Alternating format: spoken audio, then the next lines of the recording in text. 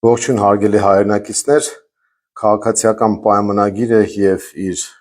կցորդ կառույցը Հանրապետություն խմբակցությունը այսօր կրկին փախավ Երևանի ավականու նիստից։ Եթե հիշում եք, մի հատ ֆիլմ կար, կոչվում էր Փախուստ Շաուշենկից, շատ հետաքրքիր ֆիլմ էր, բավական լայն լսարան ունեցող, ոչ մի համեմատություն չկա տվյալ դեպքում, բայց քաղաքացիական պայմանագիրը հիմա կարող է նկարահանվել Փախուստ քաղաքապետարանից կամ Փախուստ ավականու նիստից լիամետրաժ ֆիլմում, բայց սցենարը այդտեղ այդքան էլ հետաքրքիր չի լինի, որովհետև իրենք ամեն անգամ նույն բանն են անում։ Ինչու փախան։ Փախան կրկին տրանսպորտի գնի թեմայով քննարկումից։ Բանն այն է, որ առաջին անգամ, երբ որ մենք 17000 քաղաքացի ստորագրությամբ էինք ներկայացրել տրանսպորտի գնին վերաբերող նախագիծը, իրենք փախան չքննարկեցին, որովհետև կոնկրետ թվերի պետք է պատասխանեին, կոնկրետ բովանդակային դաշտ պետք է մտնեին։ Այս անգամ մենք բերել էինք կասեցման որոշում, այսինքն կասեցնել քաղաքային տրանսպորտի գնի թանկացումը,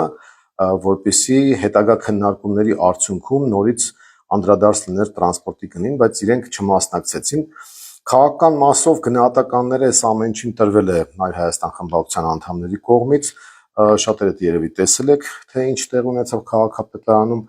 եւ քաղաքապետարանը կարելի ասել իշխանազրկվել էր եւ իրենք դահլիճը լքել էին շատ ծիծաղելի տեսարանային առումով, որ իշխանությունը փախչում է նիստից քննարկումներից խուսափում է։ Քաղաքական մասով ուրեմն ինչպես ասացի, ամեն ինչ պարզ է իրենց հետ, բայց միայն քաղաքական հարցը չի, որ իրենք խուսափում են այդ քննարկումներից եւ ճողոփրում են նիստերի դահլիճից։ Ես հիմա թվային մասը կներկայացնեմ պատճառները, որը շատ ավելի հետաքրքիր է եւ շատ ավելի բովանդակային պատասխան կտա այն հարցին, թե ինչու է քաղաքացիական պայմանագիրը իր գիծ կառույցով խուսափում տրանսպորտի գնի քննարկումից։ Բանն այն է, որ տրանսպորտի գինը, որ իրենք նվազագույնը սարքել են 150 դրամ, չի արտասովոր այն պատկերը, որը իրենք ներկայացնում են։ Դա իրենց լեզվով ասած թալան է, դա ժողովրդին թալանի մատերիալ դարձնել է, որովհետև իրենց իսկ ներկայացած պաշտոնական թվերով գինը չի անցնում 100 դրամը, տարբեր տարիներին տարբեր ուղևորահոսքերը, երբ որ մենք հաշվում ենք, ստանում ենք 65-ի կարգի գումար եւ նույնիսկ ամենաթանկ տարբերակով որ հաշվենք, ասենք քիչ ուղևորահոսք եւ քիչ հավաքագրում գումարային առումով էլի 100 դրամը չի անցնում։ Հիմա ես ձեզ ցույց կտամ ուրեմն պաշտոնական կայքից վերցրած թվերը, որը իրենք ներկայացրել են 2019-ի համար, բայց մոռացել էին ռուսերեն տարբերակը ջնջել, հայերենը ջնջել էին, ռուսերեն տարբերակը մնացել է եւ ըստ այդ տեղեկատվության օրեկան միջին ուղևորահոսքը կազմում է 478948 մարդ։ Այսինքն կոպիտ կլորացրած 480,000-ի կարգի ուղևորահոսք կա եւ եթե մենք դա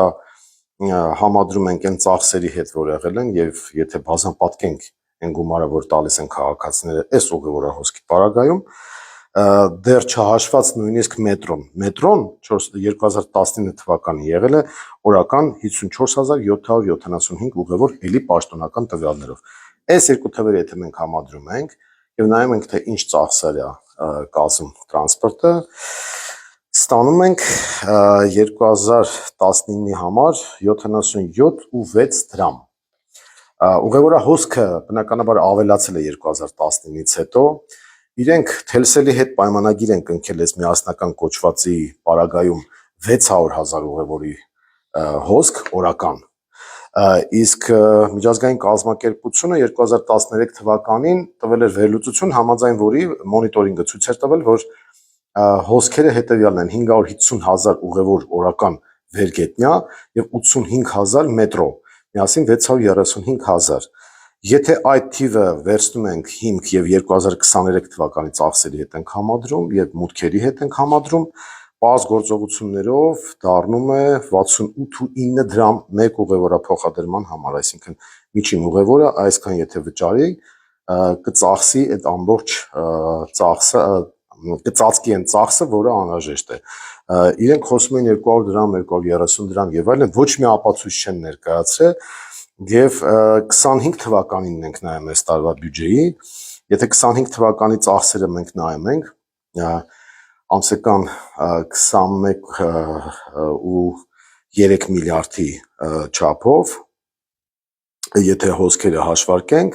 ապա կտեսնենք, որ գինը կգա ամենաթանկ հաշվարկներով, ամենաթանկ տարբերակով 93.1 դրամ։ Եթե ուղևորահոսքերը նորից վերցնում ենք 550,000 եւ վերգետնյա եւ 85,000 մետրոյի փոխադրումները։ Իրենք մեզ ներկայացրել էին թվեր պաշտոնական, որ ծախսերը հաշվարկում են 2013-ի համեմատ 25.5% ինֆլյացիայի գործակից կիրառելով, դա շատ անգրագետ մոտեցում է, շատ կոպիտ տակածնային մոտեցում է, որովհետեւ ամեն ինչը չէ որ այդքան թանկացել է եւ այդպիսի հաշվարկ չի կարելի ներկայացնել, նաեւ ծիծաղելի բան էին արել, որ ման ժոնգտոնգ եւ գազեսիթի մեքենաների հետ կապված ամսական բոլորինը ծախսը գրել էին 1.8 միլիոնի չափ ամսական ծախսը, այդպես բան չի կարող լինել, որովհետեւ մանը եւ գազեսիթին ու ժոնգտոնգը դրանք տարբեր ծախսեր պահանջող տրանսպորտային միջոցներ են եւ այդպիսի ծախս չեն կարող իրենք մեզ ներկայացնել, որ բոլորին նույն թվերն է, նույնիսկ չեն կարող ասել, որ դա միջինացված թիվ է։ Եվ ահա այս մեր հաշվարկները մենք պետք է ներկայացնենք եւ 17,000 քաղաքացու ստորագրությամբ նախագծի քննարկման ժամանակ եւ այսօր, երբ որ կասեցման նախագիծ ենք բերել եւ քաղաքացիական պայմանագիրը փախավ քաղաքապետարանից, որովհետեւ իրենք բացի քաղաքականից գիտեն, որ շատ բովանդակային հարցերի պետք է պատասխան տան եւ այդ թվերի հիմնավորումները մենք ունենք։ Հենց դրանից էլ իրենք խուսափում են եւ բարես բուն իմաստով մտնում են քաղաքացիների գրպանը 150 դրամ առաջարկելով։ Այնպես որ հարգելի քաղաքացիներ, շարունակեք բոյկոտել, թույլ մի տվեք, որպեսզի իրենք թալանեն ձեզ, չհիմնավորված տրանսպորտային թանկացումը արժանի է նրան, որպեսզի քաղաքացիները չվճարեն, իսկ այն, որ քաղաքացիների մեծ մասը բոյկոտում է, դա փաստ է այն առումով, որ քաղաքացիական պայմանագիր խմբակցությունը քաղաքապետարանի դիմել է իր գործընկեր խմբակցությանը նույն քաղաքացիական պայմանագրի, որպեսզի ազգային ժողովում նրանք օրենք անցկացնեն եւ տուգանեն քաղաքացիներին մի դեպքում 10,000 դրամ, եթե իրենք չեն վճարում, եւ 15,000 դրամ, եթե այլ քարտից են օգտվում։ Եթե բոյկոտը չլիներ, իրենք այսպիսի քայլի չէին գնա, բայց սա նաեւ ցույց է տալիս, որ քաղաքացիների պայքարը իր արդյունքը տալիս է, իրենք ստիպված էին հետաձգել օրակարգից անել ազգային ժողովի օրակարգից անել այդ հարցը, իրենք նաեւ օրենքում ամրագրել էին, որ ուղևորցը դա տեղական վճար է, որը անտրամաբանական է, ինչու են այդպես արել, որպեսզի խուսափեն հետագա հնարավոր հանրաքվեից, որը մենք արդեն անոնսել էինք, որ պետք է նախաձեռնենք, իրենք դա էլ են ուզում կանխել եւ օրենքով սահմանապակել քաղաքացիների իրավունքը եւ ընդհանուր առմամբ կարելի ասել, որ այս թանկացման հեղինակը, ռեժիսորը եւ սցենարիստը